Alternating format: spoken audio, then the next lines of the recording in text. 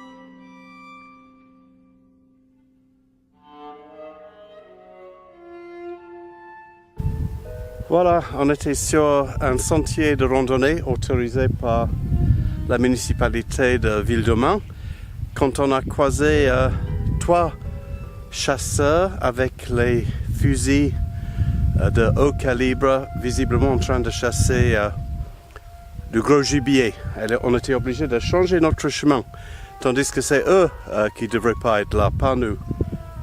Moi j'ai une proposition à faire dans cette vidéo pour les chasseurs, de faire comme nous. On fait la chasse aussi, mais on fait la chasse à l'image. On n'a pas de fusil, on n'a pas de carabine, on a juste nos appareils de photo. On chasse les images.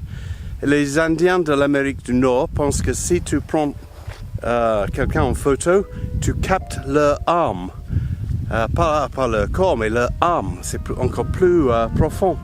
Donc pour les chasseurs, avec un appareil de photo, tu ne tues pas la bête, mais tu captes son âme, son esprit. Donc c'est vraiment une proposition intéressante. C'est mieux que les tuer et laisser le corps pourrir dans la forêt ou le mettre dans le congélateur. Chasse à l'image, la chasse à l'image. En anglais, on dit to shoot a photo. C'est le même mot, tirer, shoot. Voilà. Il faut reconvertir les gens, comme on dit en anglais, swords into plowshares. On transforme les épées en fer, en lames pour laborer quand les temps de paix arrivent. Et surtout, il faut mettre fin à cette tuerie d'animaux qui détruit la biodiversité de la campagne, ici en France, en Touraine, mais partout en Europe et ailleurs. Fin de conte, fin de cinéma. Là, c'est un homme qui se balade avec sa femme et un enfant. Et en même temps, ça tire dans la forêt. Donc eux, ils sont sur le chemin de randonnée. Ah non, l'homme, il a un fusil. Mais sa femme et son enfant sont derrière. Donc il chasse avec toute la famille. Comme ça, les enfants vont grandir bien. Sortie de famille dimanche.